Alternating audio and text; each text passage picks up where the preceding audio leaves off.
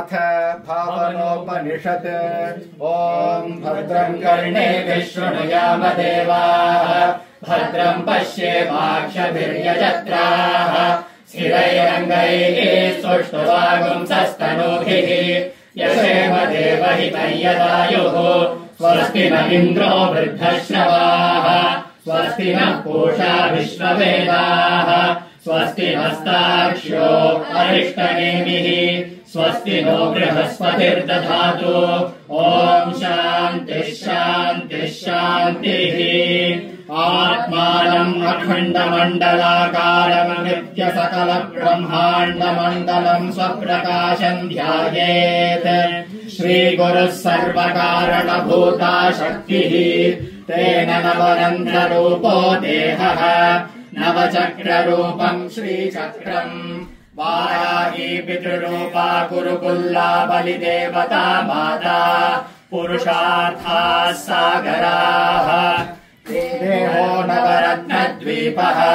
त्वगादि सप्तधातुरोम संयुक्तः सङ्कल्पाः कल्पतरवस्तेजः कल्पकोद्यानम् रसनया भाव्यमाना मधुराम् लतिक्तकटुकषाय लवणरसा षड्ऋतवः ज्ञानमध्यम् ज्ञेयम् हविः ज्ञाता होता ज्ञानज्ञानज्ञेयाणाम् अभेदभावनम् श्रीचक्रभूषणम् नियतिशृङ्गारादयो रसाः अणिमादिसिद्धयः कामक्रोधलोभमोहमदमात्सर्यपुण्यपापमयाः ब्राह्मयाद्यष्टशक्तयः आधारनवकम् मुद्राशक्तयः पृथिव्यः तेजो वायव्याकाश श्रोत्रत्वक्चक्षुर्जिह्वाघ्राण वाक्पाणिपादपायूपस्थानि मनोविकारः कामाकर्षिण्यादि षोडशशक्तयः वचनादानगमन विसर्गानन्द आनोपादानोपेक्षाख्यबुद्धयः अलिङ्गकुसुमाद्यष्टौ अलम्बुसाकुहूर्विश्वोदरावारुणीम् अस्ति जिह्वा यशोवती पयस्विनी गान्धारी पूषा शङ्खिनी सरस्वती इळा पिङ्गला सुषुम्ना चेति चतुर्दश नाड्यः सर्वसंक्षोभिण्यादि चतुर्दश शक्तयः प्राणापानव्यानोदानसमान नागकूर्मकृकरदेवदत्त धनञ्जय दशवायवः सर्वसिद्धिप्रदादि बहिर्दशानगा देवताः एतद्वायुसंसर्गकोपाधिभेदेन रेचकः पाचकः शोषको दाहकः प्लावक इति प्राणामुख्यत्वेन पञ्चधा जठराग्निर्भवति क्षारक उद्गारकः क्षोभको जृम्भको मोहक इति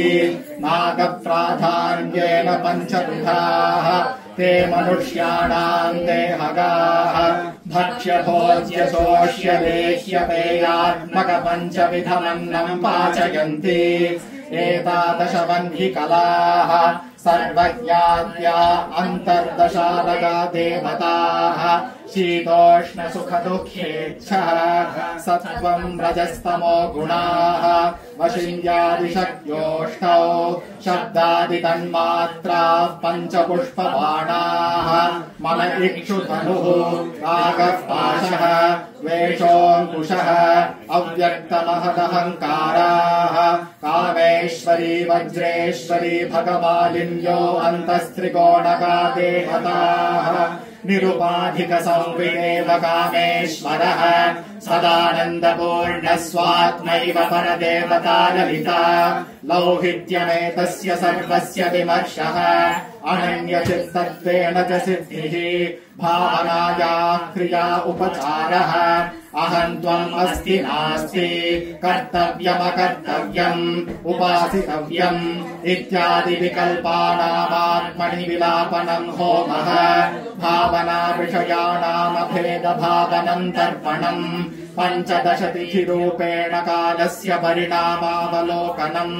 स्थितिः पञ्चदश नित्याः श्रद्धानुरूपाधीर्देवता तयोः कामेश्वरी सदानन्दघना परिपूर्ण स्वात्मैक्यरूपा देवता सलिलमिति लौहित्यकारणम् सत्त्वम् कर्तव्यमकर्तव्यमिति भावनायुक्त उपचारः अस्ति नास्तीति कर्तव्यमकर्तव्यतानोपचारः प्राभ्याभ्यन्तःकरणानाम् रूपग्रहणयोग्यतास्त्वित्यावाहनम् तस्य बाह्याभ्यन्तःकरणानामेकरूपविषयग्रहणमासनम् रक्तशुक्लपदैकीकरणम् पाद्यम् उज्ज्वलदामोदानन्दासनदानमध्यम् स्वच्छम् स्वतः सिद्धमित्याचमनीयम् चिच्चन्द्रमयीति सर्वाङ्गश्रवणम् स्नानम् चिदग्निस्वरूप परमानन्दशक्तिस्फुरणौ वस्त्रम् प्रत्येकम् 27धा भिन्नत्वेनेच्छाज्ञानक्रियात्मक ब्रह्म ग्रन्थिमद्रसतन्तु ब्रह्मणाडी ब्रह्मसूत्रम् स्वव्यतिरिक्तवस्तु सङ्गरहितस्मरणा विभूषणम् सच्चित्सुख परिपूर्णता स्मरणम् गन्धः समस्त विषयाणाम् मनसस्थैर्येणानुसन्धानम् कुसुमम् तेषामेव सर्वदा स्वीकरणम् धूपः पवनावच्छिन्नोद्ध्वज्ज्वलन सच्चिदुल्काकाशदेहो दीपः समस्तयातायातवर्जन्नैवेद्यम् अवस्थात्रयाणामेकीकरणम् ताम्बूलम् मूलाधारादा ब्रह्मरन्ध्रपर्यन्तम् ब्रह्मरन्ध्रादा मूलाधारपर्यन्तम् गतागतरूपेण प्रादक्षिण्यम् देहशून्यप्रमातृतानि मज्जनम् बलिहरणम् सत्यमस्ति कर्तव्यमकर्तव्यमौदासीन्यमित्यात्मविलापनम् होमः स्वयम् तत्पादुकानि मज्जनम् परिपूर्णध्यानम् एवम् मुहूर्तत्तृतीयम् मुहूर्तद्वितीयम् मुहूर्तमात्रम् वा भावनापरो जीवन्मुक्तो भवति स एव शिवयोगीति गत्यते आदिमतेनान्तश्चक्रभावना प्रतिपादिता य एवम् वेद सोऽथर्वशिरोधीते इति भावनोपनिषत् ॐ भद्रम् कर्णेभिः शृणुयामदेवाः भद्रम् पश्येमाक्षभिर्यजत्राः स्थिरैरङ्गैस्तुष्टुवागुंसस्तनूभिः यशेम देवहितैयदायुः स्वस्ति न इन्द्रो वृद्धश्रवाः स्वस्ति नः पूषा विश्ववेदाः स्वस्ति नस्तार्क्ष्यो अरिष्टनेमिः स्वस्ति नो बृहस्पतिर्दधातु ॐ शान्तिः शान्तिः शान्तिः